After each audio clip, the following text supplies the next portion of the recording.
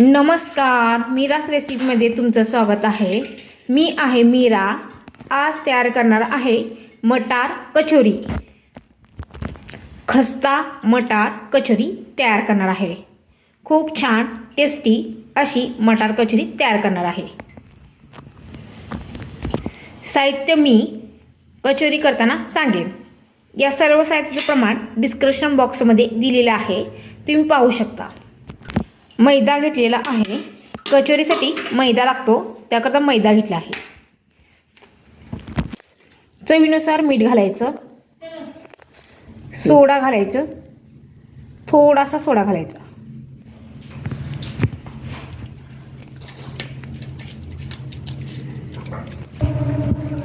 ओवा हाताने क्रश करून घेऊया। पिठात ओवा थोडासा घालूया।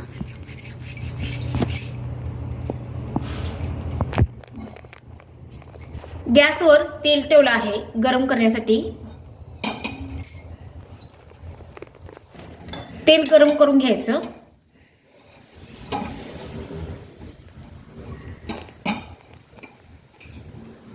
पिठात मोहन घालण्यासाठी तेल गरम करून घ्यायचं। पिठात गरम मोहन घालायचं।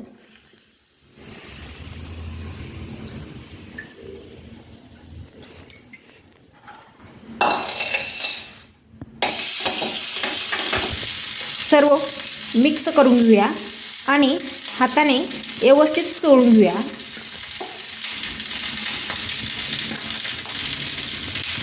व्यवस्थित सगळीकडे मोहन लागलं पाहिजे अशा पद्धतीने मोहन लावून घ्यायचं पिठाला। आपल्याला मोहन व्यवस्थित झालं की नाही बघण्यासाठी मूठ पाडून बघायची पिठाची, म्हणजे मोहन व्यवस्थित लागला आहे, मूठ व्यवस्थित पडते आहे। पाणी घालूयात, थोडं थोडं करून पाणी घालायचं पिठात, जास्त पाणी घालायचं नाही, जास्त सैल नाही जास्त घट्ट नाही, मध्यम असं पीठ मळून घ्यायचं। थोडंसं घट्टच पीठ मळायचं।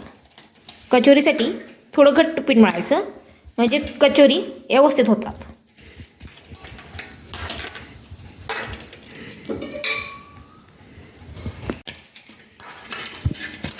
अशा पद्धतीने घट्ट पीठ मळून घ्यायचं। 15 मिनिटं मुरवण्यासाठी पीठ बाजूला ठेवायचं। कढईत थोडंसं तेल घातलेलं आहे। थोडंसं जिरं घालूया। बडीशेप घालूया।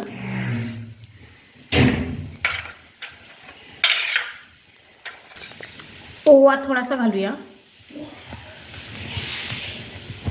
थोडंसं धन पावडर घालूया।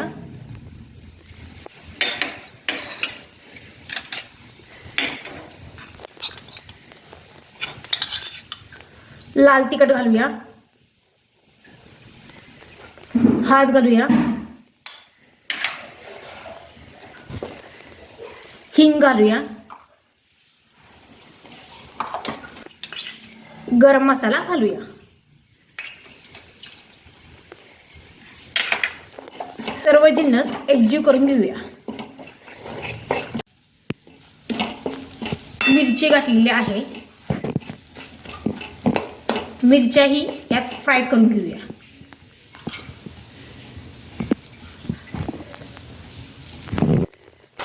मटर ही फ्राय करून घेऊया। हे ओले मटर आहेत ताजे, ते फ्राय करून घ्यायचे। फ्रोझन असेल तर उकडून घ्यायचे।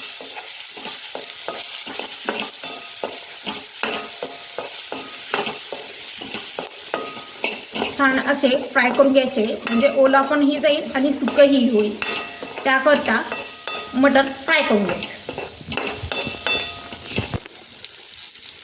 थोडं आलंही घालूया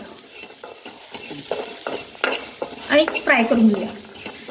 1-2 मिनिटं सर्व साहित्य फ्राय करून घ्यायचं। भाजून तयार झालेलं आहे। आता एका भांड्यात काढून घेऊया। एका भांड्यात काढून घेतलेला आहे। थंड झाल्यावर मिक्सरमधनं फिरवून घेऊया। मिक्सरमधनं फिरवून घेतलेलं आहे। दरदरा असं मिक्सरमधनं फिरवून घ्यायचं, म्हणजे मटार कचोरी दिसली पाहिजे, याकरता दरदरा फिरवून घ्यायचं।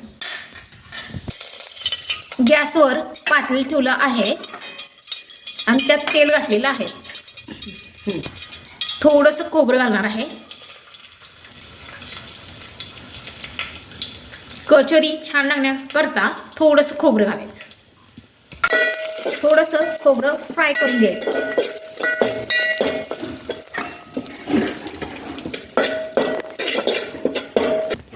थोडंसं बेसन पीठ घालूया. जास्त नाही, थोडंसं बेसन पीठ घालायचं. बेसन पीठही भाजून घ्यायचं.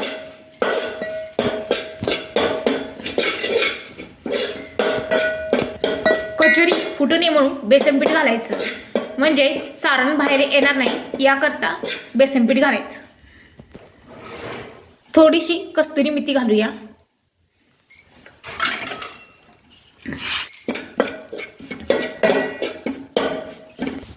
मिक्सरमधनं फिरवलेलं सारणही घालूया.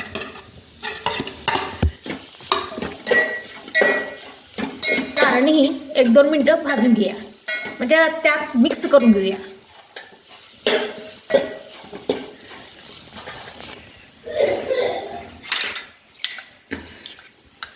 थोडंसं आमचूर पावडर घालूया.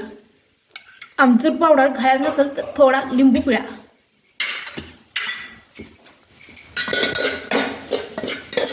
व्यवस्थित जिन्नस मिक्स करून घ्यायचे.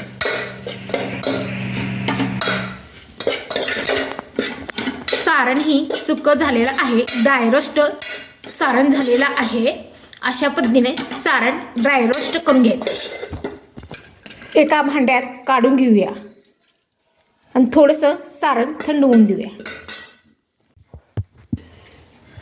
कढईत तेल गरम करायला ठेवलं आहे. मंद आचेवर तेल गरम करून घेऊया.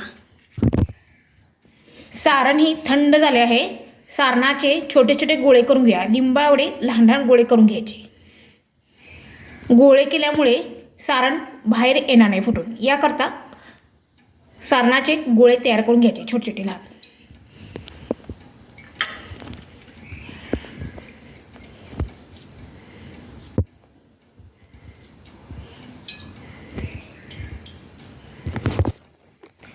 एकसारखे लहान आकाराचे छोटे छोटे गोळे तयार करून घ्यायचे.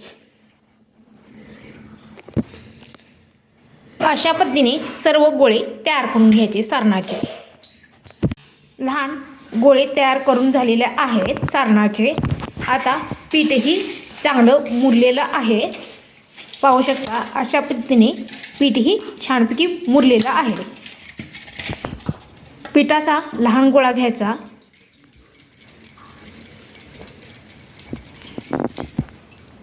पिठाचा लहान गोळा घेऊन त्याची पारी तयार करायची.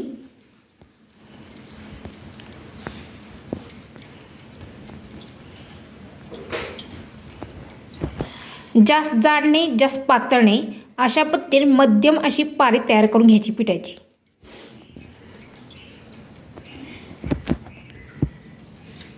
सारणाचा लहान गोळा त्यात घालूया. हळूहळू दाबत पॅक करून घ्यायचं.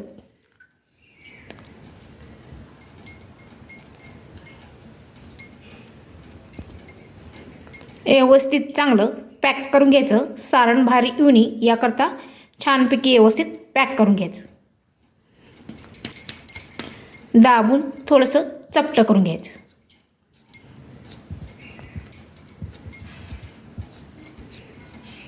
किंवा तुम्ही पोळपाटण्यावरही तयार करू शकता, पण हातानं सोपं होतं म्हणून हाताने तयार करायचं. अशा पद्धतीने सर्व कचोऱ्या तयार करून घ्यायच्या.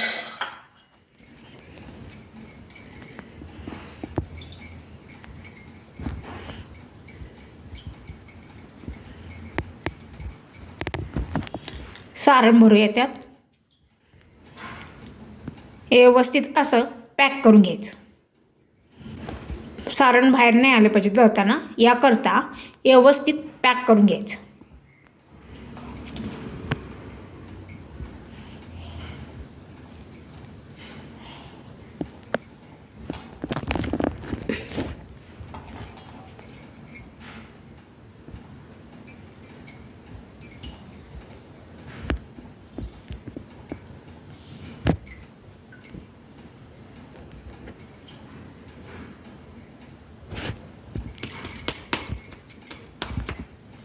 मध्यभागी दाबून सगळीकडे सारण पसरलं पाहिजे, याकरता मध्यभागी दाबायचं. थोडंसं मध्यभागी प्रेस करून घ्यायचं. अशा पद्धतीने सर्व कचोऱ्या भरून घ्यायच्या. तेल गरम झालेलं आहे. आता कचोरी सोडूया तळाला. मंद आचेवर कचोरी तळून घ्यायची.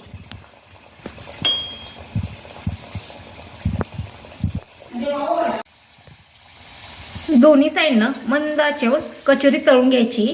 जास्त मोठा गॅस ठेवायचा नाही, मिडियम गॅसवर तळून घ्यायची, म्हणजे आतनंही शिजली जाईल. याकरता मंद आचेवर तळून घ्यायची. कच्ची नाही राहिली पाहिजेत कचोरी. अशा पद्धतीने सर्व कचोऱ्या तळून घ्यायच्या. माझी कचोरी तळून झाली आहे, गोल्डन क्रिप्सी ही झाली आहे. तर काढून घ्या. मंद आचेवर सगळ्या कचोऱ्या तळून घ्यायच्या.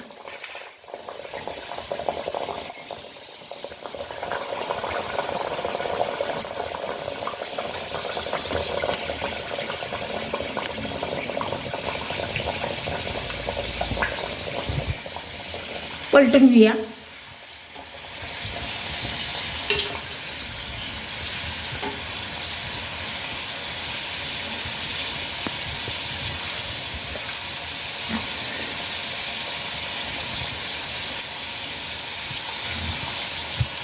कधीही कचोरी करताना मंद आचेवर तळून घ्यायची.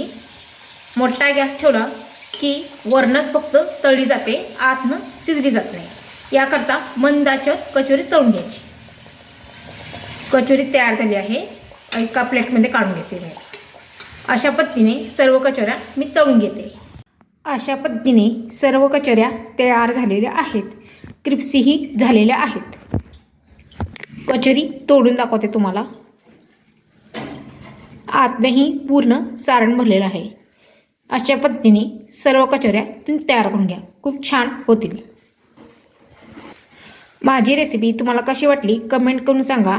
माझ्या चॅनलला लाईक करा, शेअर करा आणि सबस्क्राईब करा.